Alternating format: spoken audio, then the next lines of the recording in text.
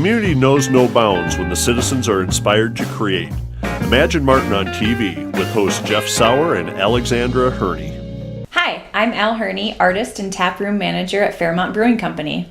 And I'm Jeff Sauer, loan officer, and we're here with Imagine Martin on TV. Yeah, we've got a great show today. We're devoting our entire show to shining a spotlight on the Fairmont Opera House, which has been around for years and years and years. And we as a community need to preserve, support, and celebrate this landmark to keep it in our community. That's right. The Opera House has been a staple for generations, and we hope to keep it that way for the future. So we're excited to have this show today. Joining us now is the Opera House's executive director, Blake Potthoff. Blake, Thanks for being here today. Oh, thanks. I appreciate being here. Yeah. It'll be a lot of fun. I'm excited to hear all the information you have to share with what's going on with the Opera House, raising money, things you found. So let's dive in. Well, I'm super excited to be here and share with the community all the updates and the fun stuff that's going on at the Opera House. I think first and foremost, I want to say thank you. Thank you to the community, and thank you to everybody who supported the Fairmont Opera House. We've had quite the whirlwind 18 months, 2 years, I guess, since we discovered that we needed to work on the Fairmont Opera House in 2023. Since we made our capital campaign public on July 23rd, 2024, we've raised over $1 million, which is really exciting. It's a quarter of the way there by all of the metrics that capital campaigns are judged against. Raising that amount of money in that time frame is really, really impactful, and it's over-exceeding what most capital campaigns do. Yeah. And even more so, 99.9% of the funding came from Minnesota and 99.3% came from right here in Martin County. So it really shows the engagement and involvement and investment that our community has in our facility and our organization. So I wanted to say thank you for all those who have supported the Fairmont Opera House thus far. We're doing our best to make sure that every dollar that you've given to us goes to preserving the Fairmont Opera House and making sure we can reopen again. So we really, really appreciate that. Yeah, that's awesome. That's a big chunk. It is, yeah.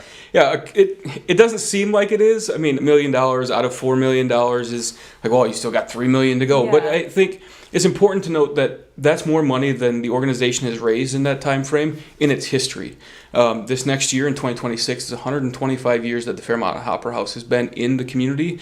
And so over that 125 years, there's never been $1 million raised in 12 months before. So it's definitely something to celebrate, but we're not done yet. Yeah. We've got plenty more to raise and plenty more to go. And there's some exciting things that we can talk about today about how we're getting even closer to those goals. Yeah. What are the next steps to take on doing that? Yeah, well, we are excited to announce that we are one of 7 organizations that have been named in the Minnesota Legacy Bill from 2025 that was passed in May of this year, that we are eligible for a $2 million grant pool that those 7 organizations can apply for. And it's a competitive process, obviously, with 7 organizations, and it's over a 2-year time frame. So it'll be fiscal year 26 and fiscal year 27, so 26 and 27, that the money will be dispersed. So we'll be applying for that grant. The deadline is September 12th for the pre-application, and then from there it'll determine what each organization needs for funding, and then the $2 million will be split out from there. So we're very optimistic that we can get some funding from the state of Minnesota, but the fact that it's just 7 organizations that have been named in that makes it feel like it's more achievable, instead of just a wide open grant pool for anybody in the state who has a preservation project or a legacy project. So it makes it seem like it's more achievable. So after the pre-application is due on September 12th, then the final application is due October 17th. They'll meet on it in November, and we'll find out in December. So we've got a little bit to wait yet, but we're hoping that that's some impactful dollars that's coming our way as well. That's awesome. Definitely. Amazing. Yeah. Tell us a little bit about the history and kind of, I know you kind of went over like 125 years. Go dive into that just a little bit more. Yeah, so the Opera House concept started in 1899. There was a group of community members who said, we want a theater, we want a performance venue. Fairmont's a railroad town, so it made a lot of sense to have some sort of performance venue where people could come off the railroads, stop, do a performance, and then move on out of town. So it started as a private company, and there were shares that were purchased. We found some of those as we were going through some of our historical documents. And people purchased those shares to open the Fairmont Opera House in 1901 debt-free. which is really, really, something to celebrate as well. And the first show that was started, the first show that happened was a group that came in and did a show called The Chaperones. And originally in the Opera House, there was about 800 seats, had a big horseshoe balcony that wrapped around, 4 pillars out front. This looked totally different than it does today. And they performed for 2 nights, and both performances were sold out. You could purchase the tickets for $5 a ticket in 1901. It's a lot of money. Wow. Considering that where Profinium is, there used to be a hotel right here up on the top of the hill. Yep. And you could stay at that hotel for $2 a night. So in comparison, the tickets to the show were really expensive. Sold out both nights. And then throughout the early 1900s and into the mid-teens and 20s, it was a variety house. So there was, musical performances, there were theater performances, there was dance, there were politicians who'd come in town and talk on stage. There's just so much happening. And what was interesting is that it was named Opera House originally because they wanted it to sound fancier, even though it was just functioning as a vaudeville house. But vaudeville is kind of seedy, and it's not the high standard that we want to have in Fairmont. So they named it Opera House, even though opera hasn't been performed there that often. And then in 1912, it became the Haynick Theater. And the Haynick Theater then was purchased by Mr. Hay and Mr. Nicholas, and it continued as a private operation. But then it was also when silent movies started. So there's the Haynick Orchestra. We had a 1,000-pipe organ that was in the building, and then an orchestra would perform along with the silent movies, all the way up through with everything else that was happening as well, the dance, the theater, the music, the politicians speaking, all the way to 1927 when it became the Nicholas Theater, and did renovations to look like it is today. So that's really the last big renovation that has happened. So in 1927, it changed the look to what it looks like today, and then in the 1980s when they fixed it to reopen.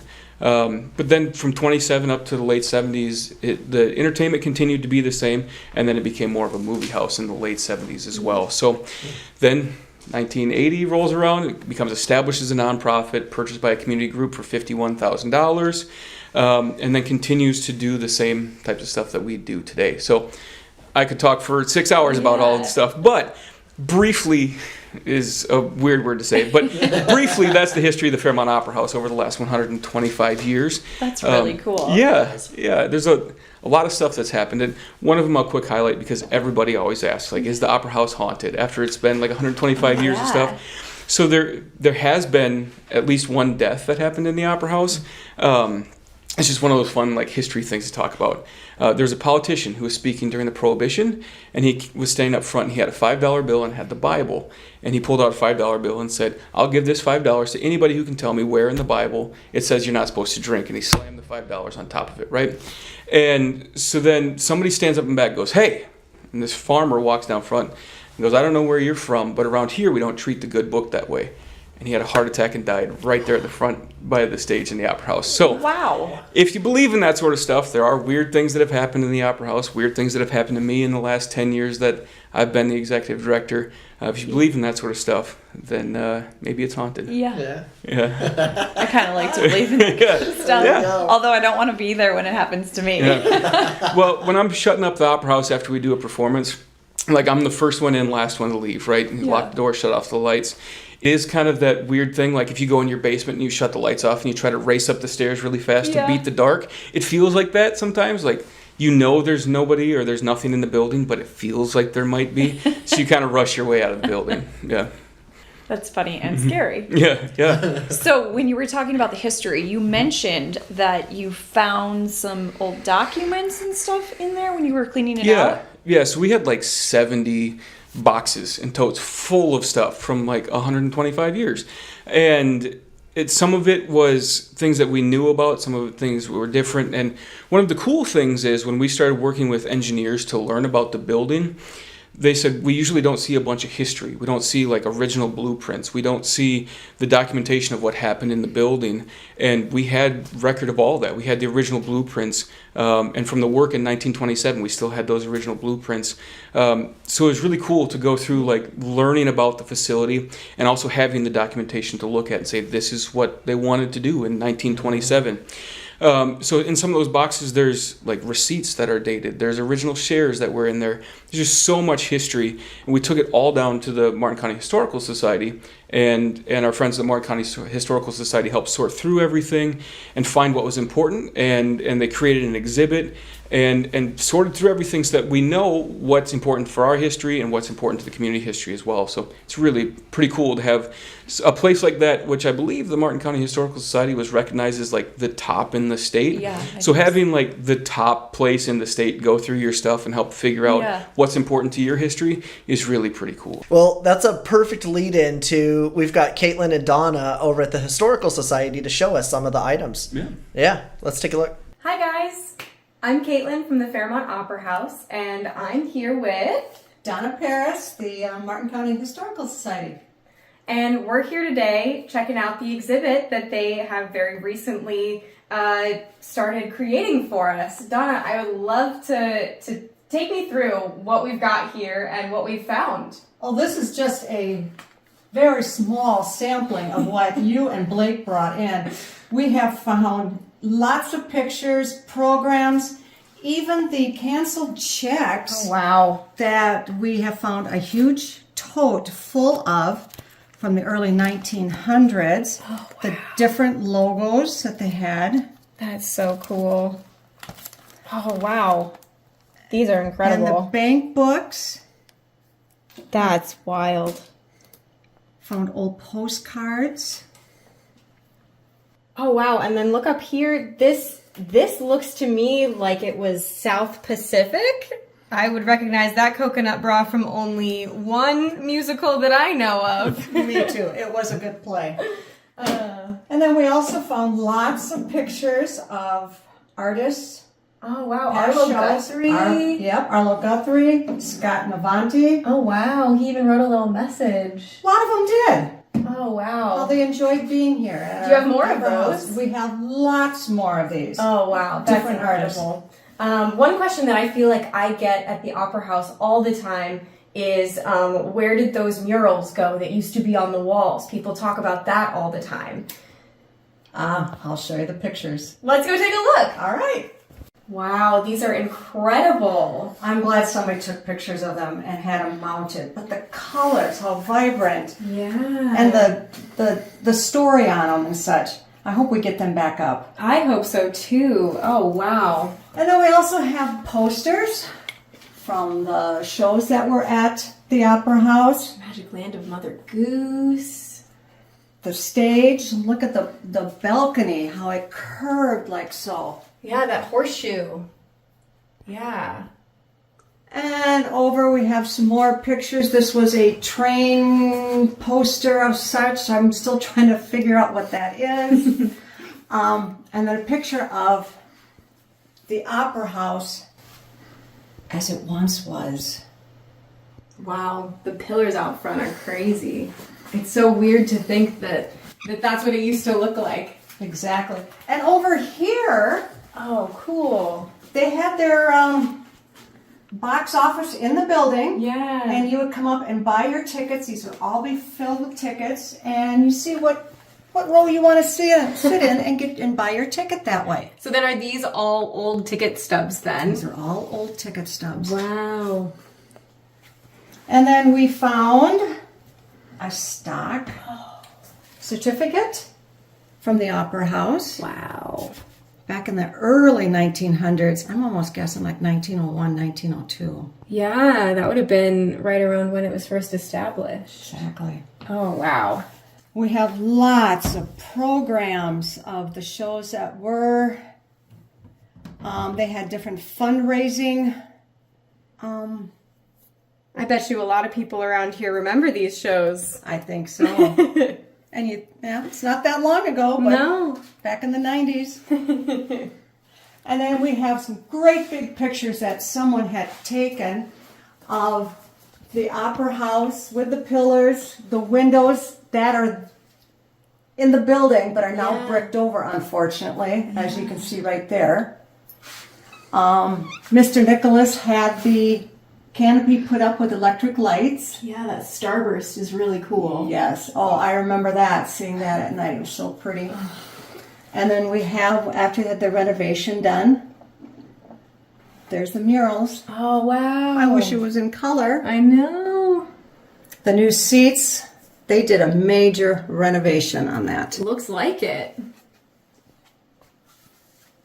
Oh, wow. But we have lots more to show if anybody wants to come down and take a look. Oh, yeah. Yeah, we gave you quite a smattering of things You certainly back did. about a year ago. And we've been so grateful to you guys here at the Historical Society to be able to parse through it and tell us what parts of our history are worth holding on to and what might be just kind of trash that we held on to for a little bit too long that we would not have been able to do without you guys. So thank you so much for going through our trash and treasures. Thank you for letting us do it. It was a lot of fun. Absolutely, absolutely. Yeah, you mentioned, I remember when we were talking the other day, that even some of our history pertains to some of the history that you were finding for downtown Fairmont, and that you were finding things from other businesses as well that connected more of the story of Fairmont as a whole. Yes, it was a place to be. Oh, wow. Yeah, thank you so much, and we'll send it on back. Well, that's really cool to see all the stuff that you guys found in there, and I'm glad the Historical Society is making your own display there, Yeah. as you should have a spot there. Pretty cool. Yeah. Pretty cool to see all that stuff. It makes it not just ours. Yep. Right. It's community history. It's 125 years of the community giving back to the Opera House and engaging with the Opera House and participating. So it's as much the community story as it is the Opera House's. Yeah. Definitely. Now that the Opera House is kind of under construction and we've got all of these things going on, tell us a little bit about what you're doing now, because I know you're still doing some programs and different things in the community. So tell us how that works and what's going on. Yeah, so when we shut down the building in 2023, we knew we had to do some sort of programming. It's a very fine line, though, of we need to do things out in the community to remind people of what we do, but also not give them too much to say, well, you could just do it without the Opera House, right? Because we all know we need the Opera House back, but it's always a very measured approach of how we do things. So we've had some performances in unique and unusual spaces. We had a Christmas concert out at Cutting Edge Fitness. It was really cool to be in the gym space. We had a gala at the Martin County Courthouse in the rotunda there. And we've had great partnerships with some of the local churches as well. Grace Lutheran Church has hosted Mankato Symphony Orchestra for us. We've been working with the Red Rock Center. We've had a couple performances there. Knights of Columbus has hosted us as well. And then we had our community theater. Our big community theater show this year, and last year Mary Poppins and All Shook Up this year in 2025 at the Fairmont High School in the Performing Arts Center. It's a really great facility that we have a partnership with the high school to use. But it's one of those things that it works out well over the summer because there's not much going on at the school during the summer. But during the school year, that facility is used so much. The orchestra has outgrown their rehearsal space, so they rehearse on stage.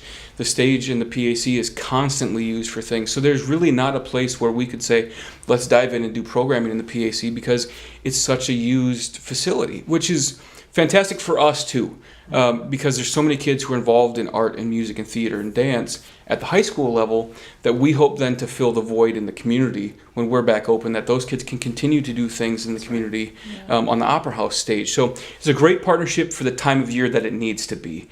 And we look forward to trying to continue programming as well. Obviously, there's some things that need to happen. We need to continue raising money and in a timely manner so that we don't run out of our own resources. That's really the time frame of the campaign is when we run out of our own money, then it's kind of over, and we want to do our best to avoid that. But in the meantime, we're trying to figure out what does programming like? What can we do to serve the community? We intend to continue having our youth theater experiences, our kindergarten through second grade and our third through eighth grade youth theater experiences. We intend to have our adult community theater as well for 14 plus, to have those in the community and have people engaged. And it makes sense because it used to be its own organization. So Civic Summer Theater used to exist for a long time in the community, 50 years in the community, before they became part of the Fairmont Opera House. So in 2017, we absorbed that organization and became a program of ours. So it has existed on its own. It exists with us now. So we want to continue that because it's something that's been so engaging for people for almost 60 years in our community. Yeah. That's a lot of history. Yeah. It is. We're all about history. Yeah, right? for sure. For as much as we're about music and theater and dance and performing and community engagement, it's also history, Yeah. right? And everything gets older day by day. We get older day by day. And part of what we found was interesting when we were going through the Historical Society stuff and going down there and working through it with Donna is that we forget sometimes that we're living in history too. And so we get to write it down or to share it and talk about it. But each of us have a story. Yeah. Each of us have a chapter that we get the chance to write each day. And as we work through that, it's nice to look back and remember, oh yeah, we're still writing that too, in our own businesses, in our own lives, and in our own way in our community. Yeah. We just need to keep the Opera House around and, for future generations. Yeah. What are some like upcoming events that you have or partnerships to help promote the Opera House? Yeah, so really there's only a couple things on the schedule. So we don't have community theater scheduled for this next year yet, and there's no other performances that we've scheduled in the community. However, Caroline Porter is a fantastic artist that's been here in town, and she's working with us to do the art walks. The art walks are coming up on September 19th or the 20th, one of those two, from 4 to 7:30 p.m. And it'll start at the Fairmont Opera House, so you have to start there, and she's got some really cool stuff she shared on social already of her first sketch and rendering of the Fairmont Opera House. And it'll go from there to Citizens Park, where there'll be sketches of the Green Clock that's right in Citizens Park as well. And then I think it ends at the brewery, right? It does, yes. It does end at the brewery, and then they do a sketch inside there, and then Caroline's donating to the Opera House and the Historical Society. Okay. Yep. So it's really cool that we have people who are engaged in that way, who are willing to help out and fundraise and donate. And we've had lots of those donations come through, whether it's birthday fundraisers on Facebook, or we had a Pampered Chef fundraiser that recently closed. So there's so many people who are wanting to do things in their own way and with their own strengths to help fundraise for the Opera House, which really has helped us get to that $1,050,000 that we're at right now. Yeah. Just with those small things, like $100 here, $100 there doesn't seem like much, but it all adds up. It's a small drop in the bucket, but it's a drop in the bucket that we all want to fill. Yeah. So it's been really awesome to see people just really pitching in, helping, donating, doing all of these things. And maybe tell us a little bit more about what people can do and how. For sure. There's so many different ways to support. So it's the Facebook fundraisers, it's the birthdays, it's maybe you got a class reunion, then you gather some cash there because your class went to the Opera House or you remember the Nicholas Theater. But there's also things that are ongoing right now too. So DNS Trophies, our friends downtown, they have some merchandise sales. So you can go to DNS on the website, you can go to the Fairmont Opera House website, and you can purchase some merchandise that $5 of every purchase goes right to the Fairmont Opera House. So there's cool t-shirts, there's sweatshirts, because it's getting cooler, there's hats, there's scarves, there's anything just to get swagged out from the Fairmont Opera House.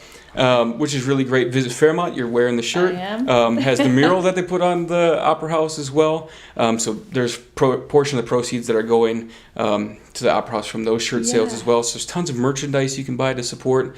I want to highlight one that we had this summer. Dairy Freeze did a special peanut butter and peanut butter banana shake for All Shook Up because it's music of Elvis, and so they gave some of the proceeds from those shake sales as well. So it's all these small little individual things that are really helping, that shows the community involvement and engagement, that people do care, that they do want to support. It's not just the $50,000 gifts, it's not just the $100,000 pledges, it's all these small ways that people are helping. But the pledges are important too. I know I've talked to several people who are like, you got $3 million to raise, we really believe in this, but I don't know if I'm willing to give all of my money right now. If I've got $100,000 or $50,000 to give or even more, I'm not sure if it's going to work. Well, we have a pledging system as well. So people can fill out our sheet that says, I will give this amount of money in this time frame, put all the contingencies on there of you have to raise this amount of money. It can be used as a matching gift, which we have an active $25,000 match right now in memory of Dennis Turner. So you can use it as a match. You can do whatever you want with it and put it on that piece of paper. And if, for some crazy reason, that the Opera House project doesn't go off, that piece of paper just gets ripped up like it didn't exist. So you feel like you're supporting the project, and we count the pledges in that $1 million that we've raised. We count those as part of what's raised for the project, but it's not actually cash transferring hands. So if you want to support the project, you can always pledge it. If it's 10, 50, 100,000, 200, whatever it is that you want to pledge, we have those forms available that people can support in that way as well. And you don't have to be named on it either. Our $25,000 match is an anonymous match for in memory of Dennis Turner. So there's so many ways that you can help.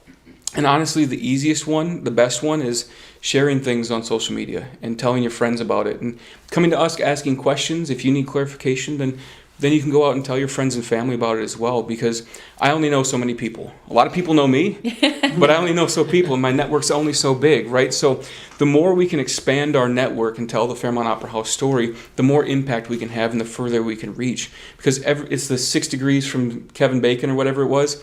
Like, everybody knows somebody who knows somebody who knows somebody who has way too much money, right? And so the further we can extend the story, the more impactful it can be, and the closer we get to somebody who has enough money who can make a gigantic difference, so that those $100 donations don't feel like nothing, even though they're not. They feel more impactful because we're getting closer to half, or we're over half. So there's so many ways to support, but just sharing and being an advocate and telling people about the Opera House and how much you care about it, how much it means to Fairmont, how much it means to downtown, those are such impactful stories and things that I can't get to everybody. So having the advocacy side of it to say, this is important to me, I'm going to share it on Facebook, or I'm going to share it on Instagram or TikTok. I'm going to go talk to Blake and share it at my family event, because this is really important for us in our community. We want it to exist.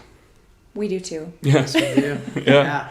Appreciate it. Yeah, and there's so many people who do. Yeah. I mean, the $1 million we've raised, so $743,000 of that is pledged, but the other $300,000 is people who just give us small amounts of money to say, this is all I can give right now. This is what I can do to support. And if it's $5 or $50, or it's like a small portion of your paycheck, anything helps. Right. And the more people we have do that, it makes it easier to go talk to some of these larger funders to say, like I said, 99.3% of the money came right here from Martin County. And so all these people who have given, that helps tell the story of, it's not just the Opera House, it's not just the board, it's not just Blake, the executive director, who care about this, it's the entirety of the community. And that's so important and impactful as I go talk to larger funders to say, it's not just us. Everybody wants this to exist. Everybody wants to go back into the Opera House and see shows. They want their kids to be involved in youth theater. That makes the story even better. Well, Blake, do you have any final thoughts for us as we kind of close up here? Yeah, so one of the things that people have kind of asked and approached is like, why $4 million? Is it worth it? Why don't you start over? And to rebuild the Fairmont Opera House, if we started from scratch, it'd be like $30 million.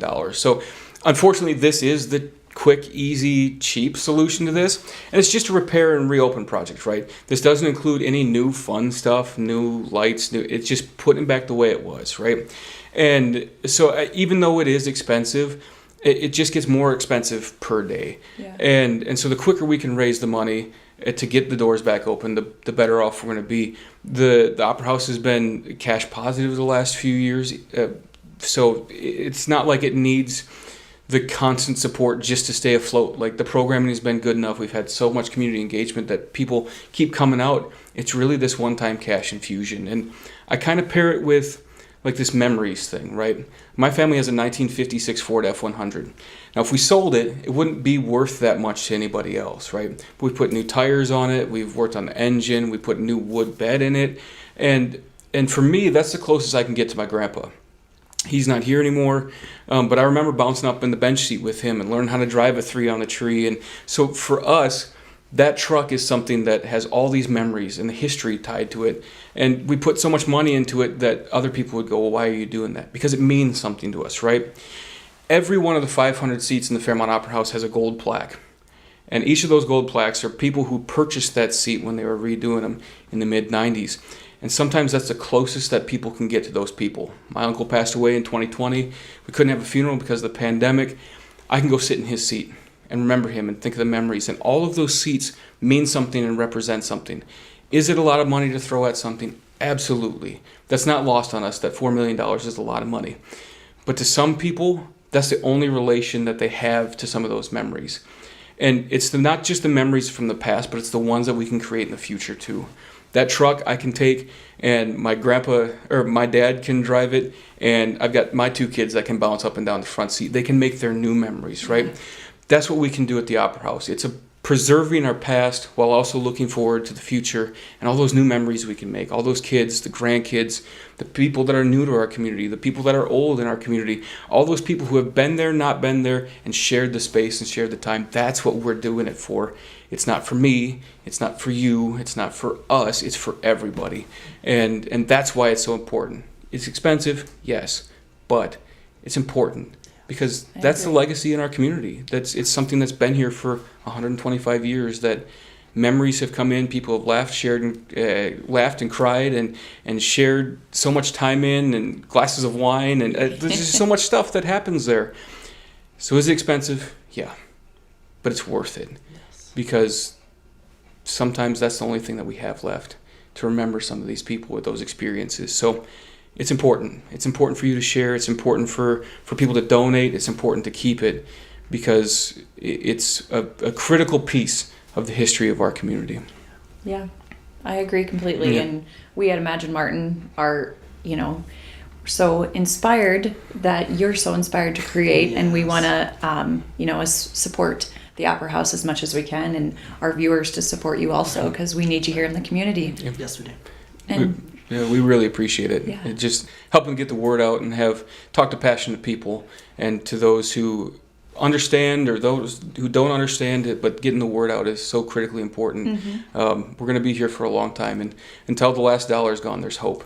And I'm optimistic, maybe overly optimistic. I think that's but, good. But it's good, right? Yeah. Yep. A smarter person would have left a long time ago. But for me, it's personal as well. I performed on the stage for 20 years, and I want my kids to have the same opportunity. Yeah. So I appreciate the opportunity to share the stories Yes, of and course. share the passion. Well, Blake, thank you so much for being here today and talking about the Opera House with us. And thank you to our sponsors and our viewers for watching us today on Imagine Martin, Inspired to Create. A community knows no bounds when the citizens are inspired to create. Imagine Martin on TV.